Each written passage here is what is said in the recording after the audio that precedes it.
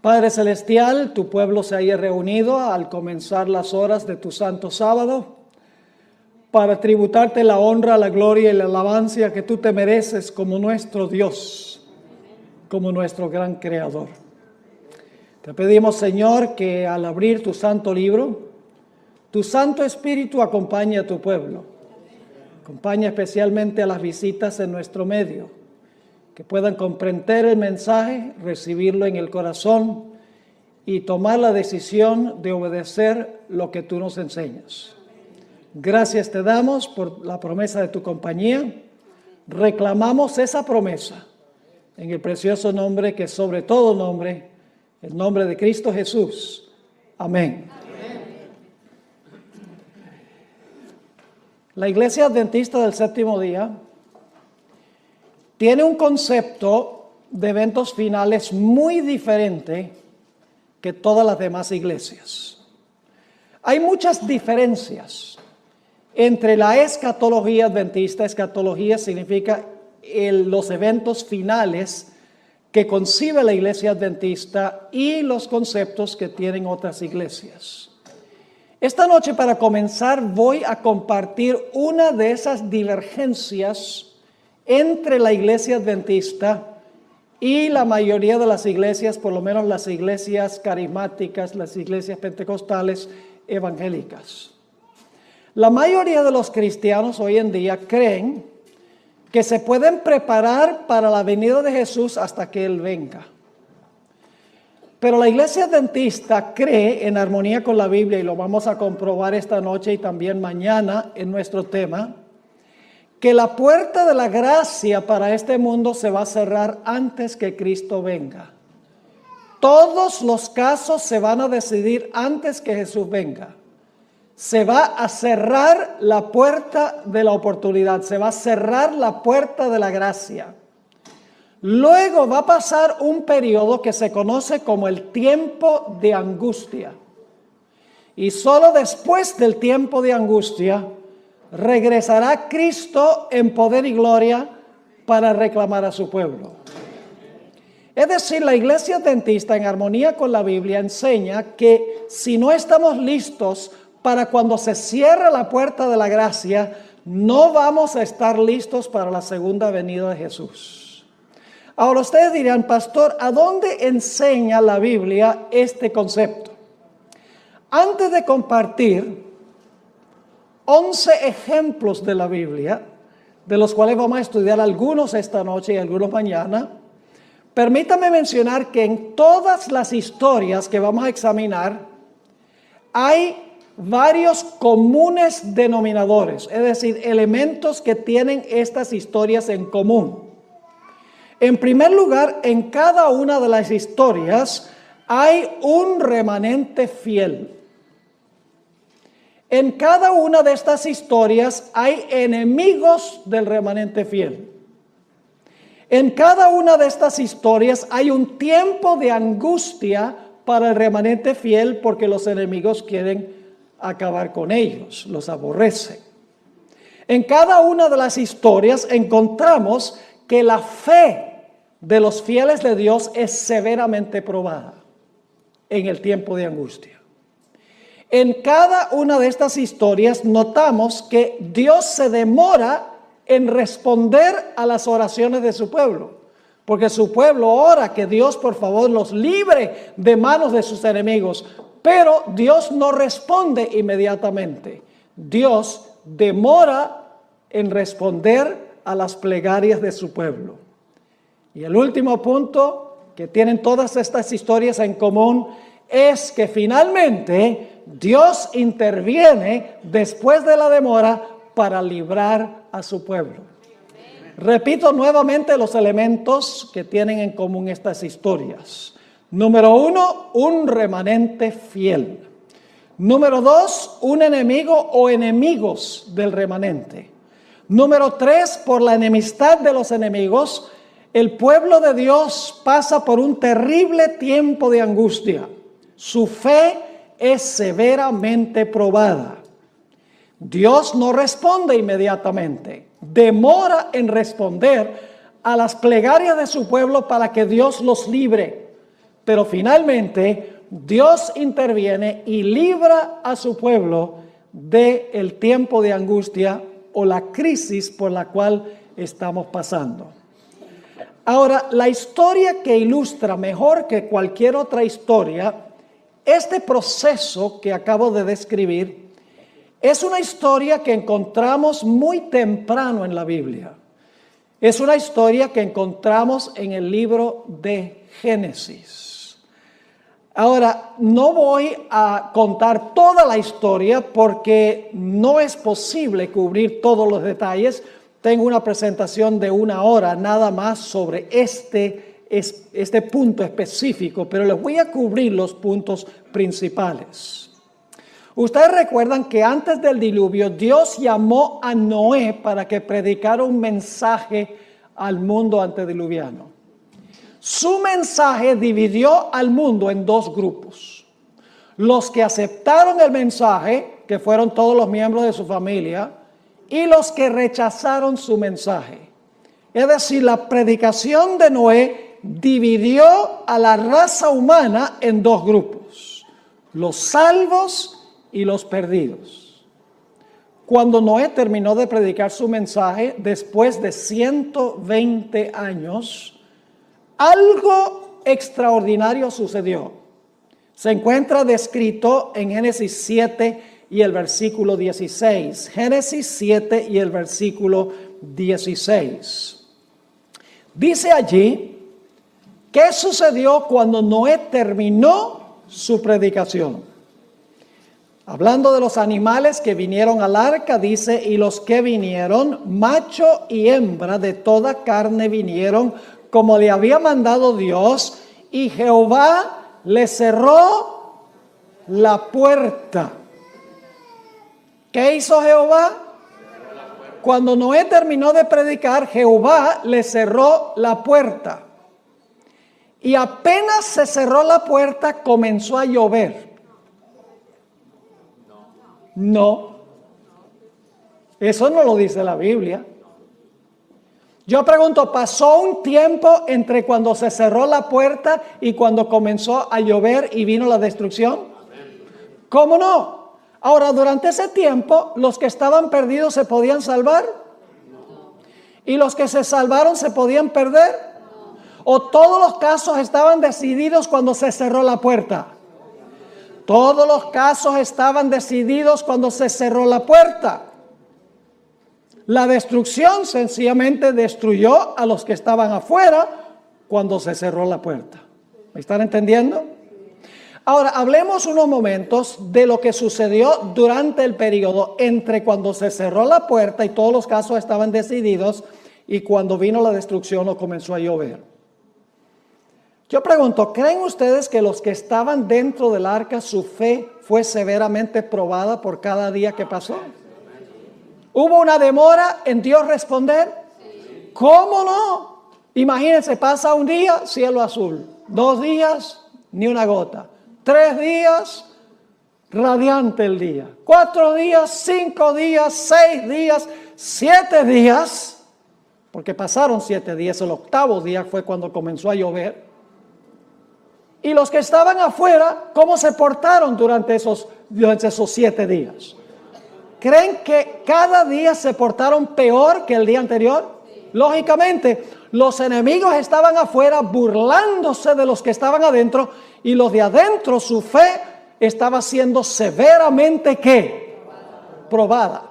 Los que estaban afuera burlándose no sabían que estaban perdidos y los que estaban adentro sabían por la promesa de Dios que iban a ser preservados, pero hubo una demora en Dios intervenir para librarlos. Es decir, hay un periodo de tiempo entre cuando se cierra la puerta, termina la predicación, ya nadie se puede salvar, y cuando finalmente viene la destrucción. Ahora ustedes dicen, pero ¿será que al final de la historia va a pasar lo mismo? Vamos a ver lo que dijo Jesús. Mateo 24 y el versículo 37 al 39. Mateo 24 y el versículo 37 al versículo 39. Aquí Jesús nos va a decir qué importancia tiene esta historia para el tiempo del fin. dice allí Jesús, mas como en los días de Noé, así será la venida del Hijo del Hombre. ¿Qué eventos está comparando Jesús? Lo que pasó allá va a suceder aquí, está diciendo Jesús. Sigue diciendo, porque como en los días antes del diluvio, estaban comiendo y bebiendo, casándose y dando en casamiento, es decir, estaban llevando a cabo su vida rutinaria. Ahora viene una palabrita muy importante, hasta, es una palabra que marca un momento de tiempo, dice, estaban haciendo esto hasta el día en que Noé, ¿qué? Entró en el arca. Pero ahora fíjense lo que sigue diciendo. Y no entendieron, ¿quiénes no entendieron? Los que estaban afuera, muy bien. Y no entendieron hasta que vino el diluvio. ¿Qué no entendieron entre cuando se cerró la puerta y vino el diluvio? Los que estaban afuera, ¿qué no entendieron? ¿Qué no supieron? Que estaban perdidos, pero siguieron viviendo durante ese periodo. Dice, hasta que vino el diluvio y se los llevó a todos, y luego dice, así será también la venida del Hijo del Hombre. ¿Se va a cerrar la puerta de la gracia antes que Jesús venga? Seguro. En el mundo va a haber un grupo de personas que no van a saber que están perdidos. Va a haber un grupo cuya fe será severamente probada. Pasará el pueblo de Dios por un tiempo angustioso donde sus enemigos se van a burlar de ellos. Finalmente Dios intervendrá para librar a su pueblo cumpliendo su palabra. ¿Cómo no? Ahora permítame ilustrarlo de otra forma. Jesús dijo que Él iba a venir como ladrón en la noche. Compara su venida con la venida del ladrón en la noche. Ahora, mucha gente, inclusive creo yo la mayoría de los adventistas, creen que la venida de Cristo como un ladrón es la segunda venida de Jesús. Pero la venida de Jesús como ladrón no es la segunda venida de Cristo. Permítame ilustrar lo que quiero decir. Es una noche muy fría en San Diego. Yo me imagino que ustedes tienen noches bien frías aquí de vez en cuando, ¿verdad? En diciembre, en enero posiblemente, donde sopla el viento y está frío, entra esa neblina del Pacífico. ¡Wow! Y han trabajado todo el día y llegan a la casa, se comen una buena cena, se sientan en la silla favorita a ver las noticias en la televisión, se quedan como medio dormidos y dicen, me voy a ir a acostar porque estoy cansado.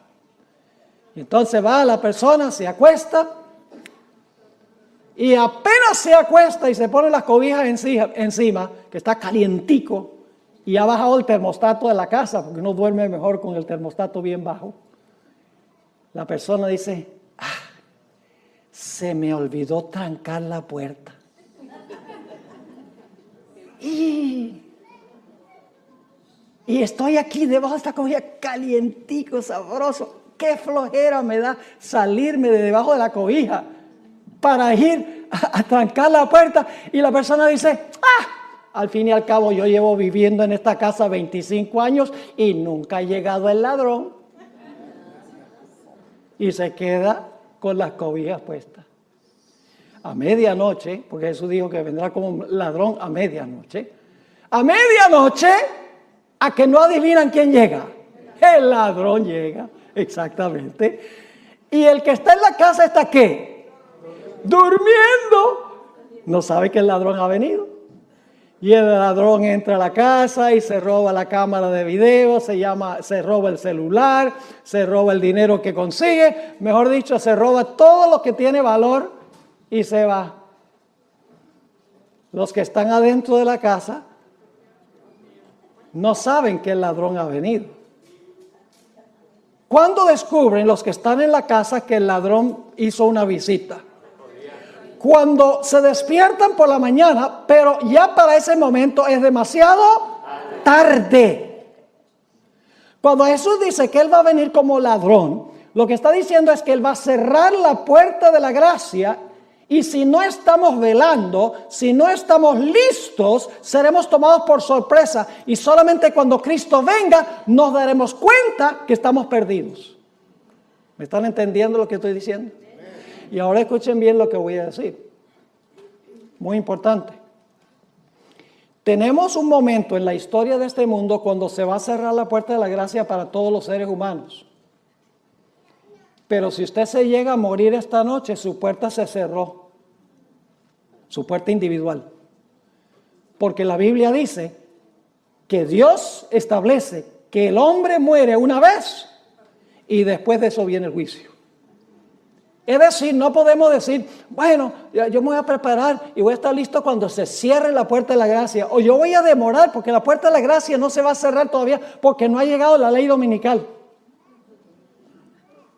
Y entonces llegamos a morir esta noche antes que llegue la ley dominical, antes que se cierre la puerta y de todas maneras se cerró la puerta. Porque en el momento de la muerte, ese es el fin. ¿Me están entendiendo este asunto? Ahora vamos a repasar. En los días de Noé, ¿hubo un remanente fiel? ¿Quién? Noé y su familia. ¿Había enemigos de ellos? ¿Quiénes? Los que estaban afuera. ¿Pasaron por un tiempo de angustia? ¿Los que estaban adentro? ¿Cómo no? ¿Su fe fue probada? Sí. ¿Hubo una demora en Dios librarlos de sus enemigos? Pero pregunto, ¿finalmente Dios intervino y el pueblo fue librado? Exactamente. Ven, todos los elementos están en esa historia. Ahora quiero que vayamos a otro ejemplo que encontramos en el Antiguo Testamento. Vamos a Daniel, el capítulo 12 y el versículo 1. Ya que tenemos el patrón, ya que tenemos el modelo de cómo funciona esto con los comunes denominadores, ahora queremos examinar varias historias que nosotros encontramos en las Escrituras, además de la historia que usamos del diluvio y de la venida del ladrón. Daniel 12 y el versículo 1. Ahora, antes de leer este versículo, necesito darles un poquito del contexto. Si ustedes leen el capítulo anterior, el capítulo 11, los versículos 44 y 45, van a descubrir que se habla allí de un poder que se denomina el Rey del Norte. Ahora, no se confundan sobre quién es el Rey del Norte que viene a atacar al pueblo de Dios, porque dice que va a salir para destruir y aniquilar a muchos. Es decir, es un poder perseguidor que va a tratar de acabar con el pueblo de Dios. Ustedes pueden leerlo ahí en Daniel 11, 44 y 45. Ahora escuchen. En la Biblia, este poder perseguidor se describe con diferentes nombres. Por ejemplo, en Daniel 7 se le llama el cuerno pequeño. En Apocalipsis 13 se le llama la bestia. En 2 de Tesalonicenses 2 se le llama el hombre de pecado. En 2 de Tesalonicenses, en Mateo 24 se le llama la abominación asoladora. En Apocalipsis 17 este poder se le llama la ramera. Y en 1 de Juan, el capítulo 2, se le llama el anticristo. Todos esos nombres se aplican al mismo sistema. Son perspectivas distintas del mismo sistema. Así que el Rey del Norte es lo mismo que el cuerno pequeño o la bestia. La abominación asoladora, la ramera, el hombre de pecado. Todos son nombres que describen el último poder que va a perseguir y oprimir al pueblo de Dios. Y ya hemos estudiado en cuanto al cuerno pequeño y la bestia. Y hemos visto que el cuerno pequeño y la bestia representan ¿qué poder? Representan el papado. Exactamente, lo cubrimos en detalle examinando estas profecías matemáticamente. Así que viene el Rey del Norte, el enemigo final del pueblo de Dios, y los versículos 44 y 45 del capítulo 11 dice que va a salir para destruir y aniquilar al pueblo de Dios. Pero cuando está a punto de hacerlo, tenemos lo que se describe en Daniel 12 y el versículo 1. Dice allí, en aquel tiempo, es decir, cuando el Rey del Norte sale para destruir al pueblo de Dios, se levantará Miguel. ¿Qué va a pasar cuando el pueblo de Dios esté siendo perseguido finalmente? ¿Qué va a pasar? ¿Se va a levantar quién? Miguel. Se va a levantar Miguel. Ahora, ¿quién es Miguel? Hay mucho debate en el mundo teológico sobre quién es Miguel. No hay necesidad de debatir quién es Miguel, porque Miguel es un nombre que se le atribuye a Cristo Jesús. El nombre Miguel significa ¿quién es como Dios? También se conoce como el arcángel Miguel. Ahora escuchen bien, Jesús no es un ángel. Jesús es un mensajero. La palabra ángel significa mensajero. Jesús se llama Miguel, pero Jesús es eterno Dios, según la Sagrada Escritura. Pero Miguel es uno de los nombres de Jesús. Es el arcángel del pacto. Es el arcángel que resucita a los muertos a la segunda venida. Vendrá con la voz del arcángel y con trompeta de Dios. Es el que resucita a los muertos. Y todos sabemos que ese es ¿quién? Ese es Cristo Jesús. Así que cuando el rey del norte, el último poder, sale a destruir al pueblo de Dios, dice, se levantará Miguel. Ahora, ¿qué significa eso? Se levantará Miguel. ¿Qué significa la palabra se levantará? Tenemos que regresar al capítulo 11 para entender qué significa se levantará Miguel. Vamos a Daniel, el capítulo 11 y el versículo 2 y el versículo 3. Daniel 11 y el versículo 2 y el versículo 3. Ahora, lamentablemente, en la traducción no se traduce la palabra igual, pero es la idéntica palabra hebrea que se usa en Daniel 12:1. Levantará es la mismita palabra que vamos a ver en los versículos 2 y 3 del capítulo 11. Fíjense lo que dice allí. Y ahora yo te mostraré la verdad. He aquí que aún habrá 3 reyes en Persia.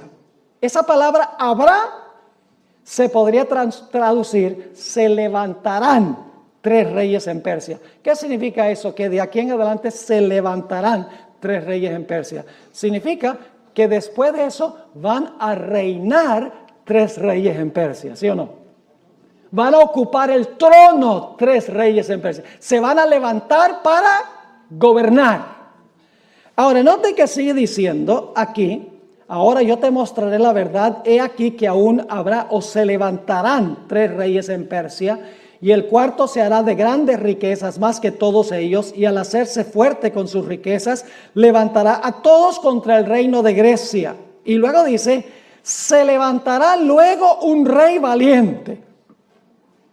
Esa palabra levantará es la mismita palabra que se usa en Daniel 12:1. ¿Qué significa eso? Que se levantará luego un rey valiente. Significa que un rey valiente va a comenzar ¿a qué? A reinar o a gobernar.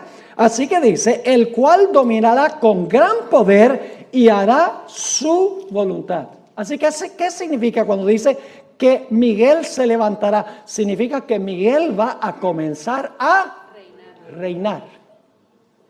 ¿Me están entendiendo lo que estoy diciendo? Ahora escuchen bien. ¿Qué es el reino de Cristo? Generalmente nosotros pensamos del reino de Cristo en términos geográficos. Decimos, el reino de Cristo es este mundo, es este planeta. Pero ¿saben lo que es el reino de Cristo? El reino de Cristo se compone de los sujetos de su reino. De los fieles que pertenecen a su reino. Ahora yo pregunto, ¿cómo se determina quién es un fiel miembro del reino de Jesús? ¿Cuándo se determina quiénes son fieles miembros del reino de Jesús? Se determina en otra doctrina que en realidad ninguna iglesia enseña, sino la iglesia adventista. Se determina en el juicio investigador antes de la segunda venida de Jesús. Antes que Jesús venga, se van a investigar los casos de todos los que profesaron el nombre de Jesús. Todos los que dijeron seguir a Jesús, se van a examinar sus casos para ver si su profesión es genuina o no. Y usted dice, ¿por qué se va a hacer eso? Bueno, déjenme preguntarles, ¿en la iglesia hay trigo y cizaña? ¿Sí? ¿La cizaña se parece al trigo? Sí. ¿Las cizañas son personas que profesan servir a Jesús? Sí. Entonces, ¿en algún momento hay que distinguir entre el trigo y la cizaña? Sí. ¿En la iglesia hay vírgenes sabias y vírgenes fatuas? Sí. ¿Las fatuas también profesan seguir a Jesús? Sí. Tienen lámparas y las lámparas tienen aunque sea un poquito de aceite. Lo que no tienen es aceite extra.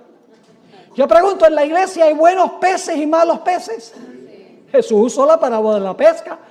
Digo, nosotros somos los pescadores, el barco es la iglesia y el tirar la red es la predicación del evangelio. Y cuando usted tira la red, usted pesca solo pececitos buenos. No. En la iglesia hay peces buenos y peces malos. ¿Hay que hacer alguna separación? Yo no les voy a contar la historia, pero cuando yo crecí en Venezuela, íbamos a una isla que se llama Margarita, en vacación, nosotros la familia, y nos gustaba ir a una playa que se llamaba El Tirano, a donde entraban los pescadores tempranito por la mañana. ¿Y saben qué hacían? Llegaban a la playa con las redes, y las redes tenían toda clase de animal marino. Tenían tiburones pequeños, estrellas de mar, tenían pulpos, tenían un pez así con una cabeza bien grande, con un cuerpo así delgadito, le dicen sapo allá, que tenía unas púas así venenosas, era como un bagre. Y los pescadores se sentaban en la orilla y tenían una canasta para los peces buenos y otra canasta para los peces malos, o por los animales marinos malos. Había que hacer una obra de ¿qué? De separación. La red del evangelio reúne peces buenos y peces malos, pero en el juicio Cristo examina para ver quién es quién. Yo pregunto, ¿en la iglesia hay personas que tienen apariencia de piedad, pero en realidad no tienen el poder de la piedad? Lo dice el apóstol Pablo. Yo pregunto, ¿inclusive hay ministros que se disfrazan como ministros de justicia? El apóstol Pablo lo dice. Yo pregunto, ¿hay personas inclusive que dicen Señor, Señor, y echan demonios, y dan profecías, y hacen milagros? Que Jesús va a decir, yo no los conozco a ustedes, apartados de mí, obradores de maldad. ¿Entienden por qué Cristo tiene que hacer una obra de separación antes de la segunda venida? Él tiene que demostrar quiénes son súbditos de su reino antes de regresar.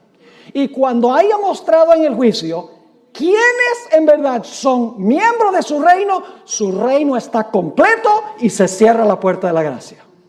Así que el levantarse de Miguel, que se menciona aquí, sencillamente significa que Jesús ha terminado su obra de juicio en el santuario celestial. Todos los casos están decididos para vida o para muerte. Y ahora Jesús se va a levantar para reinar sobre su reino. Porque su reino, sus súbditos están ¿qué? Completos. Pero yo pregunto, ¿los súbditos de Jesús van a pasar por un tiempo de angustia aún cuando se cierre la puerta? Vamos otra vez a Daniel 12:1 para que ustedes vean. Dice, en aquel tiempo se levantará Miguel porque su reino está completo. Se ha mostrado quiénes son los súbditos de su reino en el juicio. Dice, el gran príncipe que está de parte de los hijos de tu pueblo, es decir, es el defensor de su pueblo. ¿Y qué va a suceder? Después que se levanta, después que se cierra la puerta, que Cristo comienza a reinar, ¿qué va a suceder? Dice, y será tiempo de angustia. ¿Va a pasar el pueblo de Dios por el tiempo de angustia? ¿Sí o no? Según este texto, el pueblo de Dios va a pasar por el tiempo de angustia. ¿Qué enseñan hoy las iglesias evangélicas? Enseña que cuando Cristo venga en el rapto, se va a llevar a todos los fieles al cielo. Y aquí van a quedar nada más los judíos para sufrir, como si no han sufrido suficiente ya. Para ellos, el pueblo de Dios no va a pasar por el tiempo de angustia. Y por lo tanto, cuando se encuentren en el tiempo de angustia, no van a tener la fe necesaria para pasar por ese periodo. Porque si usted no cree que va a pasar por un tiempo de angustia, usted no se va a preparar. Por ejemplo, si el servicio climático le dijera a usted que va a haber un huracán en la Florida, ¿usted se prepara en San Diego? No, pues no va a pasar en San Diego. ¿Me están entendiendo lo que estoy diciendo? Si usted no cree que va a pasar por el tiempo de angustia, ¿para qué se va a preparar para ese evento? La mayoría de los seres humanos serán tomados por sorpresa durante el tiempo de angustia sin ninguna preparación, y muchos adventistas también. Así que dice, será tiempo de angustia cual nunca fue desde que hubo gente hasta entonces. Pero aquí viene la buena nueva. Sí, el pueblo de Dios va a pasar por el tiempo de angustia, pero Cristo se va a levantar para defender a su reino. Porque dice, pero en aquel tiempo será que libertado tu pueblo, todos los que se hallen escritos, ¿dónde? Todos los que se hallen escritos en el libro. ¿Cuándo fue que fueron confirmados en el libro? ¿Cuándo fueron confirmados en el libro, creen ustedes? Durante el juicio. Eso demuestra que hubo un juicio. Y se confirmó su nombre en el libro de la vida. Y usted dice, pastor, ¿se confirmó? Sí, porque cuando nosotros recibimos a Cristo Jesús como Salvador personal, cuando profesamos a Jesús, Jesús anota nuestro nombre en el libro de la vida. En ese momento Jesús no se pone a mirar si la profesión es genuina o no. Sencillamente acepta nuestra palabra, de que vamos a seguir a Jesús, vamos a ser siervos de Jesús. Jesús anota el nombre en el libro de la vida. En el juicio se examina la vida de la persona para ver si su profesión es genuina o no. Yo pregunto, una vez que una persona ha sido perdonada, ¿se le puede revocar el perdón? ¿Una persona puede ser salva y luego perder la salvación? Las iglesias, muchas iglesias protestantes dicen, no, una vez salvo, siempre salvo. La Biblia no enseña eso.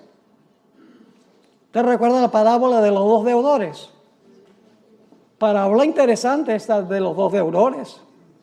Había un hombre que debía 10,000 talentos, una suma que era imposible pagar. Había desfalcado los fondos del dueño, es decir, le había robado a su maestro, a su amo. Y el amo dice, ven acá. Este es el juicio, ven acá. Y examina y dice, mira, tú me debes 10,000 talentos, págame. Dice, yo no tengo con qué pagar. Dame tiempo y te pago. ¿Qué tiempo? Aunque te dé 1,000,000 de años, no tienes para pagar eso. Es una deuda impagable. Y el hombre llora y clama y dice, por favor, perdóname la deuda. O dame tiempo y yo pago la deuda. Finalmente, como clama al dueño, el dueño le dice, mira, voy a hacer algo mejor porque tú clamaste por misericordia y yo te voy a perdonar la deuda. Y él dice, así nomás, sí, porque clamaste a mí, la deuda queda cancelada. ¡Wow! Este hombre dice, fabuloso. Y sale saltando del lugar, sale contento. Me perdonó una deuda que yo no podía jamás pagar. Y cuando sale por la puerta encuentra un individuo que le debe 100 denarios. El equivalente de 100 días de trabajo. El jornal era un denario. Y se lo encuentra y le dice, mira, tú me debes 100 denarios, págamelos. Y este individuo hace lo mismo, clama y dice, ay, por favor, dame tiempo que yo te lo pago. Y dice, ¿qué tiempo? Págame ahora. Y dice la Biblia que lo agarró por el cuello y lo estaba ahorcando para que le pagara los 100 denarios.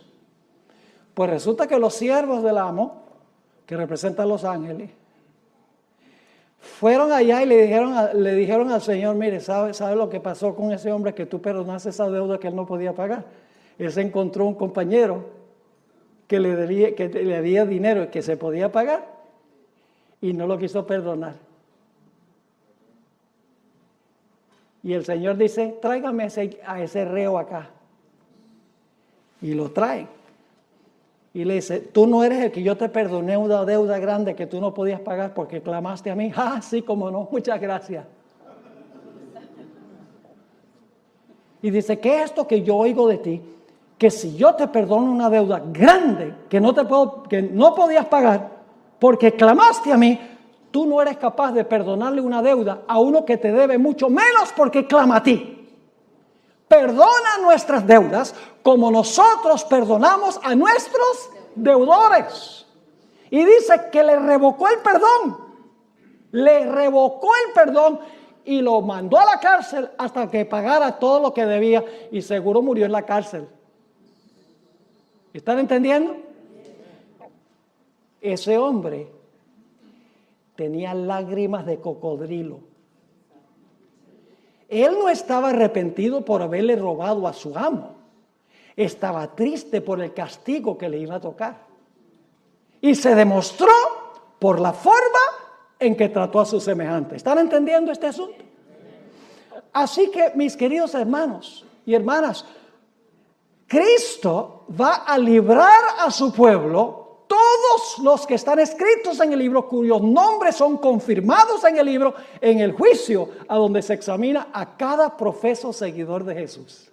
Ahí está en Daniel 12 y el versículo 1. Ahora, quiero que recuerden la palabra libertado. En aquel tiempo será libertado tu pueblo.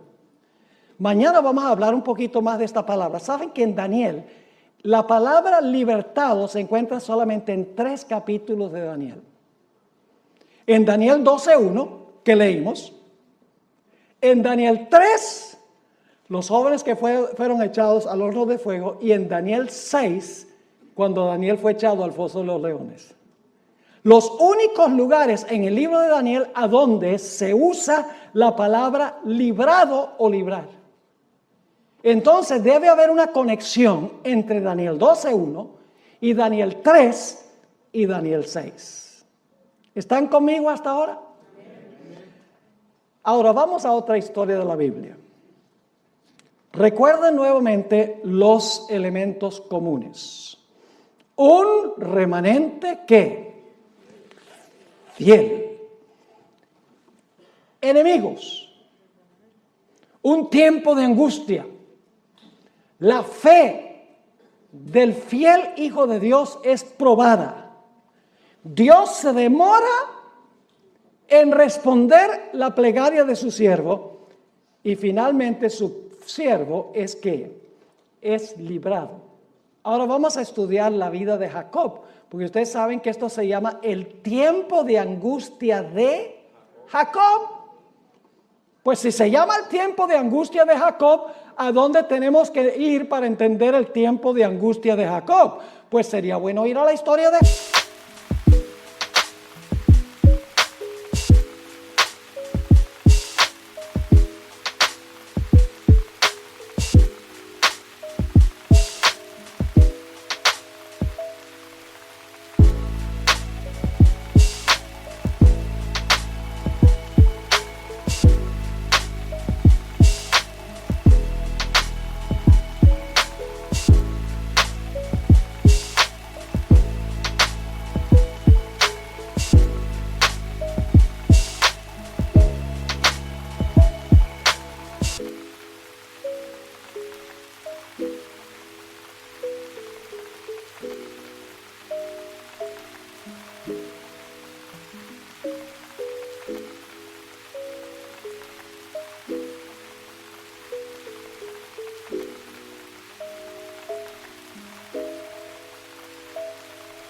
Jacob, si es el tiempo de angustia de Jacob.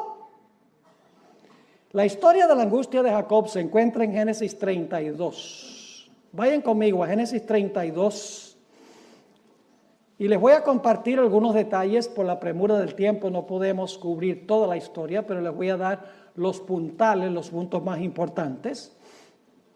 En esta historia Jacob estaba regresando a su hogar después de 20 años de ausencia por haber engañado a su padre y robado la primogenitura a su hermano. Cuando se está acercando a su hogar perdido por causa de su pecado, escucha que su hermano Esaú, a quien le robó la primogenitura, está viniendo contra él con 400 hombres armados hasta los dientes, con el fin de destruir a Jacob y a su familia por lo que Jacob había hecho 20 años antes. Jacob temía que su pecado había sido tan grande que Dios no le podía garantizar protección, que su pecado era tan inmenso ante la vista de Dios que Dios no iba a poder cumplir su pacto para con él y protegerlo de la ira de su hermano.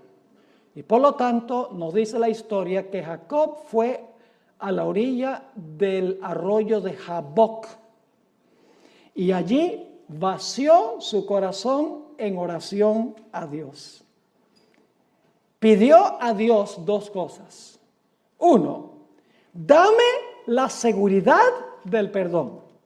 Dame la seguridad de que tú me aceptas, de que mi pecado ha sido perdonado.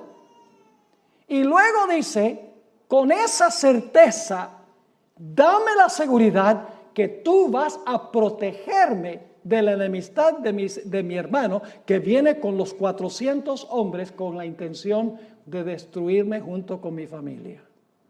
Vamos a leer la historia, como se encuentra en Génesis 32, 9 al 11. Aquí se describe la oración de Jacob y aparece otra vez la palabra clave. Dice allí, y dijo Jacob, Dios de mi padre Abraham y Dios de mi padre Isaac, Jehová, que me dijiste, vuélvete a tu tierra y a tu parentela, y yo te haré bien. Y luego noten lo que dice Jacob. Menor soy yo que todas las misericordias y que toda la verdad que has usado para con tu siervo. Jacob está diciendo, Señor, yo no soy digno de que tú me perdones ni de que tú me aceptes. Y luego sigue diciendo, pues con mi cayado pasé este Jordán y ahora estoy sobre 2 campamentos. Y luego, ¿cuál es la palabra del versículo 11? ¿De quién? De la enemistad del hermano. ¿Tiene Jacob un enemigo, sí o no? Sí. Él es el remanente fiel. Él tiene un enemigo. Está pasando por un tiempo severo de angustia, vaciando su oración a Dios para tener la certeza del perdón y la protección de Dios contra su enemigo. Sí. ¿Dios contesta la oración inmediatamente? No, eso lo vamos a ver en un momento, pero finalmente Dios interviene y lo libra de la ira de su hermano. Vamos a notar que cuando Jacob está a la orilla del arroyo Jaboc, de repente viene un individuo y empieza a luchar con él. Y él cree que es un enemigo y empieza a luchar con este misterioso personaje. Cuando estaba muy cerca de la mañana se dio cuenta que no estaba luchando con un mero ser humano, que estaba luchando con el ángel del pacto. Estaba luchando con Jesús. Lo vamos a ver en unos momentos. Estaba luchando con Jesús. Y cuando estaba por amanecer, Jacob le dice a este personaje, Señor, dame la seguridad del perdón. Dame la seguridad que me vas a proteger de la ira de mi hermano, que no vamos a perecer. Y el ángel le dice, suéltame, que amanece. Me voy. ¿Y qué hace Jacob? Jacob dice, nada de eso. Se aferró de él y dijo, no te soltaré hasta que me bendigas. Y luego otra vez el ángel dice, suéltame porque amanece. Jacob dice, no way. No te soltaré hasta que me des la certeza del perdón y que tú...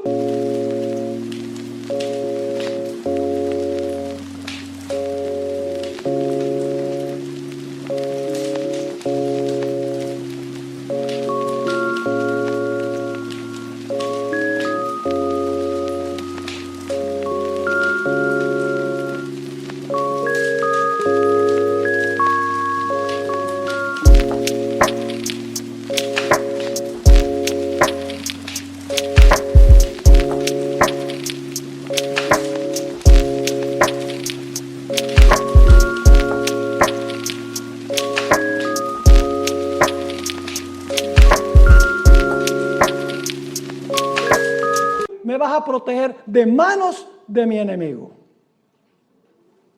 Y nos dice la historia que en ese lugar el ángel bendijo a Jacob y luego le cambió el nombre porque su carácter había cambiado. Dios le dijo, tu nombre no será más llamado suplantador. Jacob significa suplantador, alguien que procura robarle el puesto a otro, sino que tu nombre será llamado Israel, porque has luchado con Dios y con los hombres y has prevalecido. Leamos la historia como se relata en Génesis 32, 24 al 30. Génesis 32 y el versículo 24. Así se quedó Jacob solo y luchó con él un varón hasta que rayaba el alba. Y cuando el varón vio que no podía con él, tocó en el sitio del encaje de su muslo y se descoyuntó el muslo de Jacob mientras que con él luchaba. Y dijo el personaje: déjame, porque raya el alba. Y Jacob le respondió: no te dejaré si no me bendices.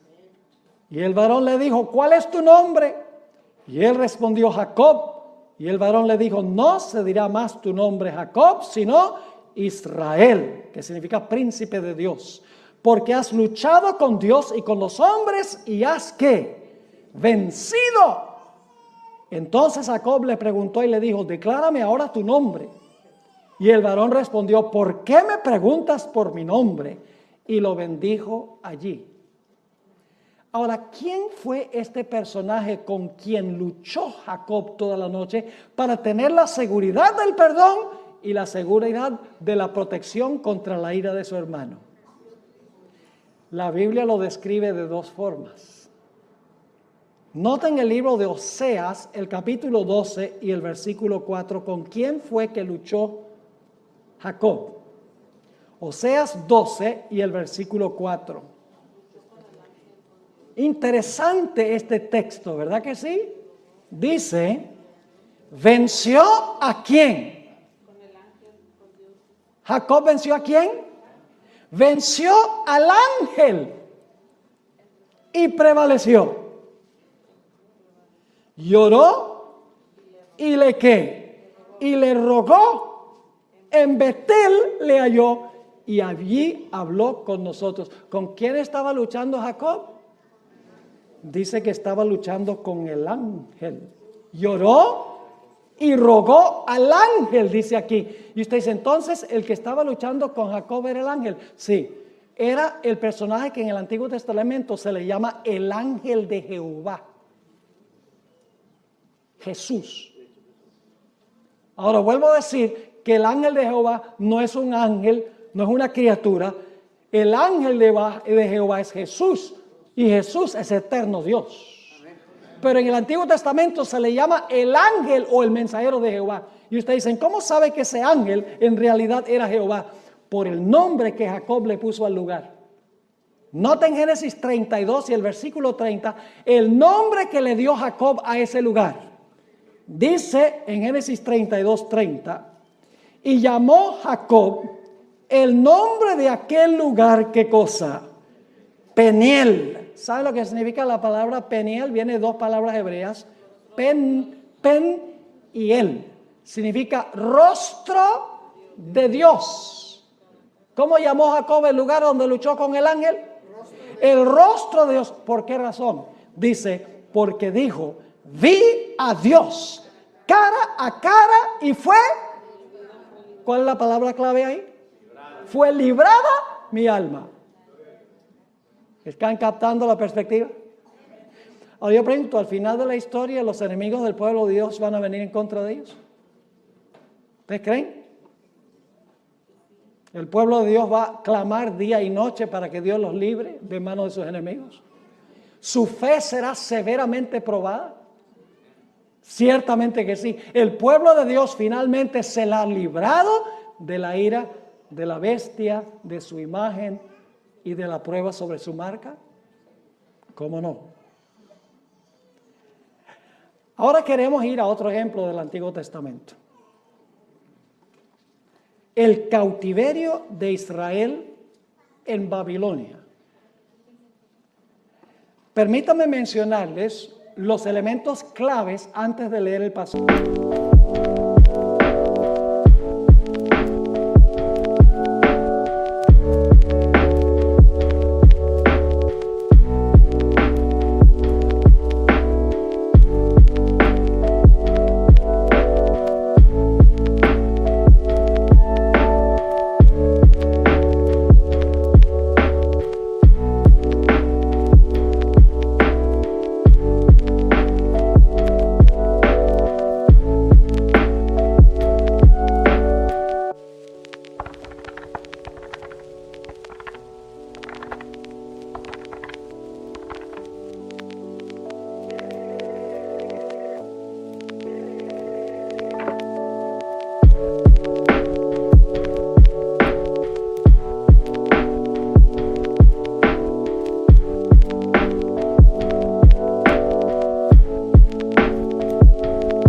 que se encuentra en Jeremías, el capítulo 30, y vamos a leer Jeremías 30 y empezando con el versículo 5. Escuchen bien el marco histórico. El remanente fiel en esta historia es el pueblo de Israel. El enemigo del pueblo de Israel en esta historia es Nabucodonosor y los babilonios, que llevaron al pueblo de Dios cautivo a Babilonia. El tiempo de angustia que pasó al pueblo fueron los 70 años que pasaron allí cautivos en Babilonia, bajo el mando de su enemigo Nabucodonosor y de los babilonios. Yo pregunto, ¿se demoró Dios en librarlos? Se demoró 70 años, sí. ¿Fue un tiempo de agonía para el pueblo de Dios mientras estaban cautivos? ¿Cómo no? ¿Su fe fue severamente probada? Sí. Pero finalmente Dios intervino y libró a su pueblo del cautiverio a Babilonia y al rey Nabucodonosor. Vamos a leer el pasaje como se encuentra en Jeremías 30 y el versículo 5. Porque así ha dicho Jehová: hemos oído voz de temblor, de espanto y no de paz. Inquirid ahora y mirad si el varón da a luz. Sabemos que el varón no da a luz, pero estos dolores del pueblo son tan grandes que parecen dolores de una mujer en parto. Inquirid ahora y mirad si el varón da a luz, porque he visto que todo hombre tenía las manos sobre sus lomos, como mujer que está de parto, y se han vuelto pálidos todos los rostros. ¿Pueden captar la agonía y el sufrimiento que se describe aquí? El dolor que está pasando el pueblo de Dios porque están cautivos. Y luego dice en el versículo 7, cuán grande es aquel día, tanto que no hay otro semejante a él. ¿Recuerdan Daniel, el capítulo 12:1, donde dice que tiempo de angustia cual no se ha visto jamás? Aquí está la expresión, que no hay otro semejante a él. Y luego, ¿cómo se llama este tiempo? Tiempo de angustia, ¿para quién? Para Jacob. Ahora es el pueblo, porque en este tiempo Jacob estaba muerto. Jacob es un sinónimo del pueblo de Israel. Dice, tiempo de angustia para Jacob, pero ahora escuche la palabra clave otra vez. Pero de ella será librado. Gloria a Dios. ¿Están viendo en todas estas historias el tema clave? Mas será librado. En aquel día, dice Jehová de los ejércitos, yo quebraré su yugo de tu cuello, es decir, del enemigo. Voy a quebrar su yugo de tu cuello y romperé tus coyundas. Y extranjeros no lo volverán más a poner en servidumbre, sino que servirán a Jehová su Dios y a David su rey, a quien yo les levantaré. Eso no puede ser el David literal, porque David ya estaba muerto. Está hablando de quién va a reinar sobre su pueblo. No David, sino el hijo de David, que es ¿quién? Cristo Jesús. Vamos a notar otro panorama que da la Biblia. Mateo 24 y el versículo 21 y 22. Hermanos y hermanas, nosotros ni siquiera nos imaginamos cómo va a ser ese periodo. Nosotros ahora vivimos más o menos cómodos. Tenemos nuestra casita, tenemos 1 o 2 carros, tenemos algo de dinero en el banco, tenemos ropa, tenemos libertad para movilizarnos de un lado para otro, podemos reunirnos libremente en la iglesia. Todo eso va a llegar a su fin. El pueblo de Dios lo va a perder todo, lo vamos a ver en la próxima historia que voy a cubrir. Y el pueblo de Dios va a tener que huir y dejarlo todo. ¿Está usted dispuesto a dejarlo todo? Me hace pensar de algunos adventistas que dicen, pastor, a mí no me alcanza el dinero para diezmar. No me alcanza. Y yo les digo, mire, yo tengo una fórmula donde siempre les alcanza diezmar. Diezmen primero. Y cuando digo eso, dicen, ay, pero si diezmo primero no me alcanza para pagar las cuentas.